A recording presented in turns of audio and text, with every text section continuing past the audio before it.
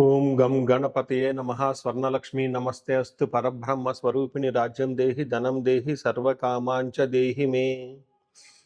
గణపతి మనందరికీ మంచి బుద్ధిని సిద్ధిని సక్సెస్ని ఇవ్వాలని చెప్పేసి కోరుకుంటూ, స్వర్ణలక్ష్మి అమ్మవారు మన అందరికీ చక్కగా బ్రహ్మ జ్ఞానాన్ని కలిగించాలని, తద్వారా మనం ప్రతిదాన్ని శోభాయమానంగా చూస్తూ ఎప్పుడు మనకి దుఃఖం అనేది లేకుండా ఉండాలని చెప్పేసి, ఇప్పుడు ఆనందభరితంగా ఉండాలని చెప్పేసి అమ్మవారిని కోరుకుంటూ, అమ్మవారిని అలానే మనందరికీ చక్కగా సమృద్ధిగా ధనాన్ని ఇవ్వాలని చెప్పేసి, భాగ్యాన్ని ఇవ్వాలని చెప్పేసి కోరుకుంటూ, అంతేకాకుండా మనందరికీ రాజ్యం ఖచ్చితంగా ఒక అథారిటీ, పవరు, స్టేటస్, ఒక దర్పం అవన్నీ మనకు అమ్మవారు ఇవ్వాలని చెప్పేసి కోరుకుంటూ, వీటితో పాటుగా సర్వకామార్థ సిద్ధి, మన మనసులో అనుకున్న ముఖ్యమైన కోరికలన్నీ చక్కగా నెరవేరాలని చెప్పేసి అమ్మవారిని మనం కోరుకుందాం.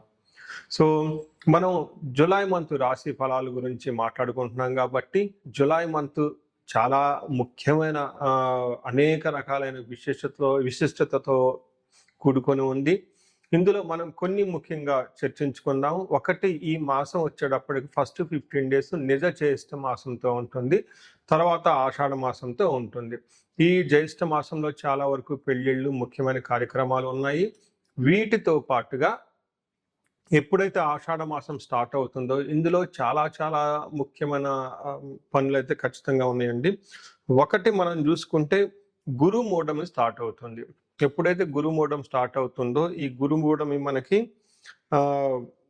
జూలై 15 నుంచి ఆగస్టు 13 వరకు ఉంది. ఈ డేట్స్లో మనకి వివాహాలు కానివ్వండి, గృహ ప్రవేశాలు లాంటివి శుభకార్యాలు ఎక్కువగా చేయరు. అది ఒకసారి గమనించవలసిందిగా కోరుతున్నాను. వీటితో పాటుగా మనకి ఇంకొక ముఖ్యమైనది ఏమవుతుందంటే, మనకి దక్షిణాయనం స్టార్ట్ అవుతుంది 17వ తారీఖు నుంచి. అక్కడ నుంచి ఇప్పటిదాకా ఉన్న ఉత్తరాయణం కంప్లీట్ అయిపోయి దక్షిణాయనం స్టార్ట్ అవుతుందని గమనించాలి. తర్వాత 25వ తారీఖున మనకి తొలేకాదశి స్టార్ట్ అవుతుంది. దానికి ముందుగా చాతుర్మాస వ్రతం అని చెప్పేసి 4 మాసాలు ముఖ్యమైన మాసాలుగా చాతుర్మాస వ్రతం కూడా ఇందులోనే స్టార్ట్ అవుతుంది. ఇంకొకటి లాస్ట్ అండ్ ఫోర్మోస్ట్ ఇంపార్టెంట్, ఈ నెల 26వ తారీఖు నుంచి ఈ 14వ తారీఖు నుంచి 22వ తారీఖు వరకు మనకి చైత్ర మనకి ఆషాఢ నవరాత్రులు అని చెప్తారు. వీటిని ఏమంటారు? గుప్త నవరాత్రులు అంటారు, లేకుంటే వారాహి నవరాత్రులు అని చెప్పేసి చేస్తూ అంటారు. ఈ నవరాత్రులు కూడా ఎంతో విశిష్టత కలిగి ఉంది. పర్సనల్గా ఈ 9 రోజులు నేను కూడా చక్కగా సింపుల్గా చేస్తాను, పెద్ద పెద్ద హడావుడిగా చేయకుండా. ఇలా చేసుకునే వాళ్ళందరికీ ఎంతో బాగా ఉపయోగకరంగా ఉంటుంది. లాస్ట్లో ఈ మంత్ మనకి గురు పూర్ణిమతో ఈ మాసం అనేది పూర్తి అవుతుంది. ఇన్ని రకాల విశిష్టత కలిగిన ఈ మాసంలో జ్యోతిష శాస్త్రం ప్రకారంగా కూడాను 3 ముఖ్యమైన గ్రహాలు మారుతూ ఉన్నాయన్నమాట. ఆ గ్రహాలు మనం ఏంటో చూసుకుంటే, జూలైలో 4వ తారీఖు, 7వ తారీఖు, 16వ తారీఖు, 21వ తారీఖు, ఇలా జూన్ అంటే 3 గ్రహాలు మారుతున్నాయి. ఈ మారే గ్రహాల్లో శుక్రుడు, బుధుడు, సూర్యుడు గ్రహాలు కూడా ఉన్నాయి. 4వ తారీఖు వచ్చేటప్పటికి శుక్రుడు, బుధుడు వచ్చి 7వ తారీఖు, 16వ తారీఖు సూర్య భగవానుడు మారుతూ ఉన్నారనమాట. ఈ యొక్క 3 గ్రహాల యొక్క ప్రభావం మనకి జూలై మంత్లో ఎలా ఉండబోతుందో మనం తెలుసుకుందాం. సో ముందుగా మనం మేషరాశి చూద్దాం. మేషరాశి ఫలితాలు ఈ మాసంలో యావరేజ్గా ఉంటాయి. పెద్ద ఒడిదుడుకులు లేకుండా సాదా సీదాగా వెళ్ళిపోయే మంతని మీరు గమనించుకోవాలి. చాలా చోట్ల ప్లస్ పాయింట్స్ ఉన్నాయి, చాలా చోట్ల జాగ్రత్తలు తీసుకోవాల్సిన అంశాలు కూడా ఉన్నాయి. అవేంటో మనం చూద్దాం. అవి వివరాలు తెలుసుకునే ముందు మనం చూసుకుంటే, ఇందులో ఉన్న నక్షత్రాలు చూద్దాం. అశ్విని 1, 2, 3, 4 పాదాలు, భరణి 1, 2, 3, 4 పాదాలు, కృతిక ఫస్ట్ పాదం అంతా మనకి మేషరాశిలో ఉంటారని గమనించాలి.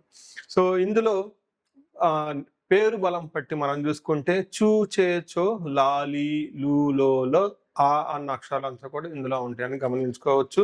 ముందుగా చెప్పుకున్న విధంగా మనకి 3 గ్రహాలు మారటంతో 4 గ్రహాల యొక్క ప్రభావం వీళ్ళ మీద ఉంటుందని మనం గమనించాలి. ఇందులో సూర్యుడి వల్ల మానహాని అంటే అవమానం జరిగే అవకాశం ఉంటుంది. కుజుని వల్ల ధనచ్ఛేదం అంటే ధనాన్ని కోల్పోయే అవకాశం ఎక్కువగా ఉంటుంది. బుధుని వల్ల ఛాలెంజెస్, శత్రువుల నుంచి బాధలు పెట్టే అవకాశం ఉంటుంది. శుక్రుని వల్ల పుత్రలబ్ధిం, పుత్రుల ద్వారా చక్కగా లాభం జరిగే విధంగా ఉంటుందని గమనించాలి.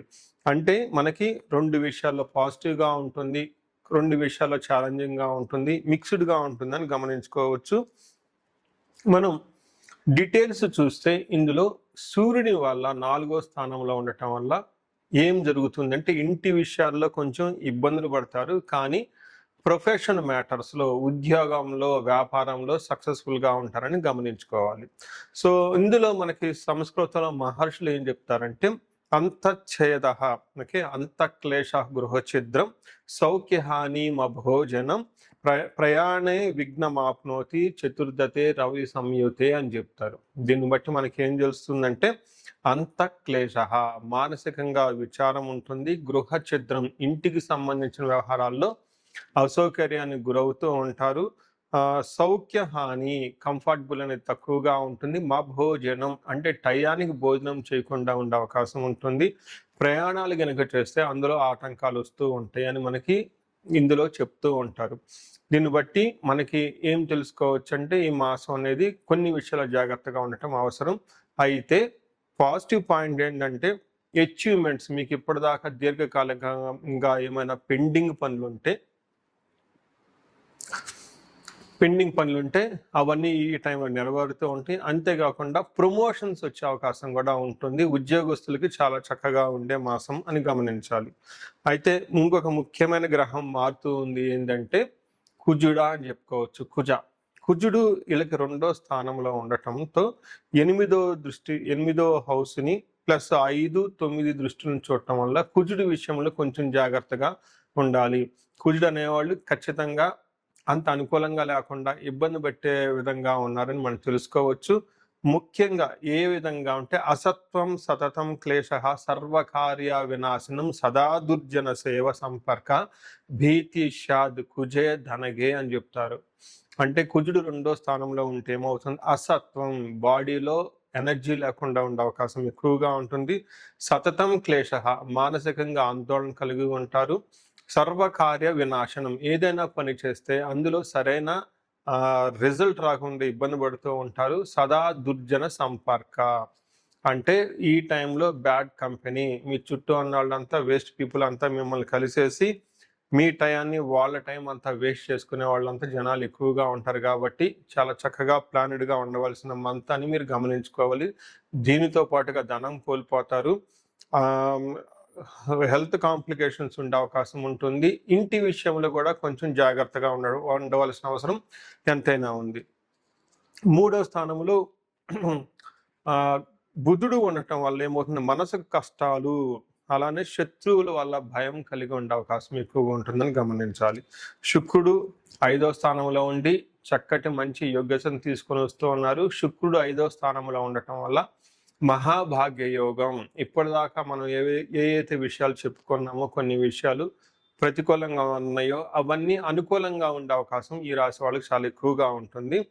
ఇందులో మనకి సంస్కృతంలో మహర్షులు ప్రాచీన జ్యోతిష శాస్త్ర గ్రంథంలో శుక్రుడు 5వ స్థానంలో ఉంటే ఏం జరుగుతుంది అంటే దాసీజన వృత్య లాభ నిత్యం మృష్టాన్న భోజనం ధనధాన్యం అభిస్తార్థ పంచమస్తేద్ భవేద్ భృగు అని చెప్తారు. అంటే 5వ స్థానంలో ఎప్పుడైతే శుక్రుడు ఉంటారో ఏమవుతుంది, వీళ్ళకి దాసి అంటే మీ కింద పనిచేస్తున్న సబార్డులు కానివ్వండి, లేదంటే మీ కోవర్కర్స్ కింద ఉన్న పనిచేసే ఎంప్లాయీస్ కానివ్వండి, లేదంటే రాజకీయ నాయకులు అయితే వీళ్ళ కింద ఉన్న ఫాలోవర్స్ ఉంటే వీళ్ళ నుంచి సరైన సపోర్ట్ వస్తుంది, వాళ్ళ నుంచి మంచి లాభం ఉంటుంది అని చెప్తారు. అంతేకాకుండా టయానికి భోజనం తింటూ ఉంటారు. ధనం విషయంలో, ధాన్యం విషయంలో చక్కగా సమృద్ధిగా ఉంటుందని గమనించుకోవాలి. సో చూశారు కదండి, మిక్స్డ్గా ఉన్న ఈ యొక్క గ్రహస్థితి. ముఖ్యంగా కుజుడి విషయంలో జాగ్రత్తగా ఉంటే సరిపోతుంది.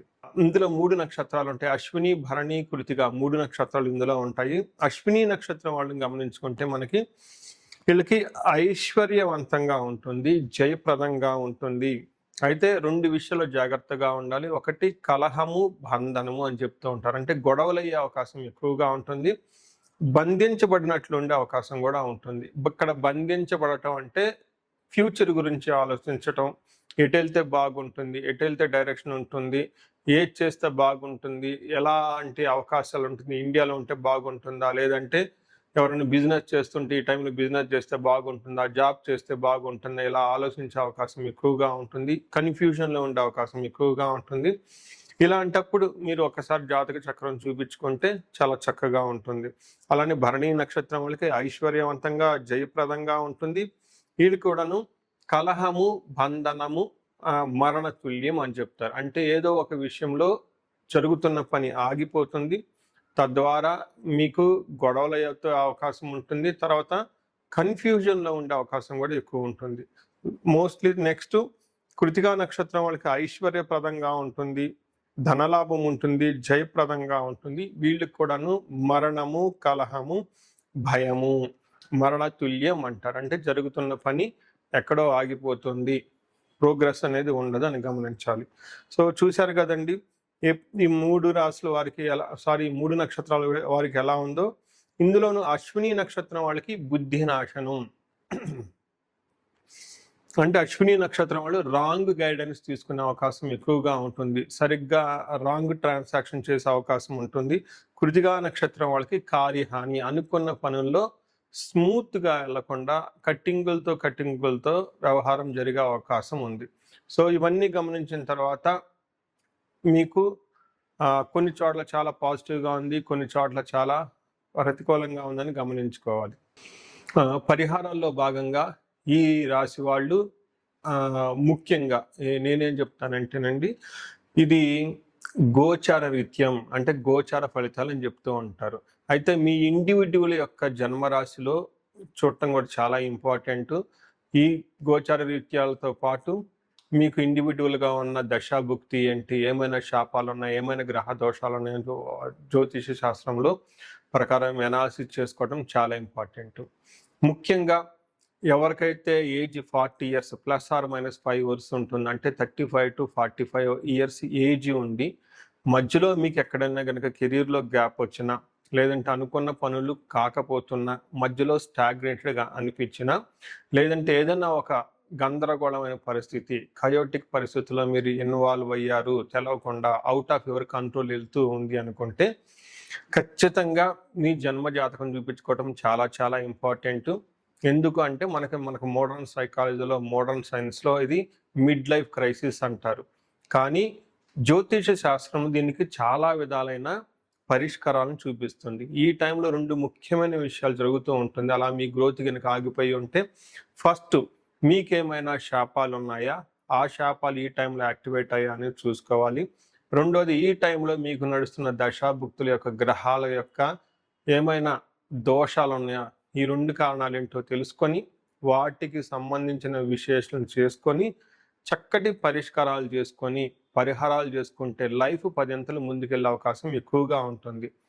నా దగ్గరకు వచ్చే క్లయింట్స్లో ఎక్కువగా ధనానికి ఇబ్బంది పడుతున్న వాళ్ళు స్వర్ణలక్ష్మి విశేష హోమం చేయించుకుంటూ ఉంటారు.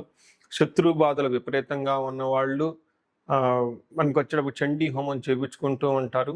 వీటితో పాటుగా ఎవరికైనా హెల్త్ బాగలేకపోతుంటే ఆయుష్ సూక్త్యం, మహామృత్యుంజయ హోమం చేయించుకుంటూ ఉంటారు. భార్యాభర్తల కోసం అన్యోన్య దాంపత్య పాశుపత అభిషేకము లేదా విశ్వావసు గంధర్వరాజ హోమము, ఇవన్నీ చక్కగా చేయించుకుంటూ ఉంటారు.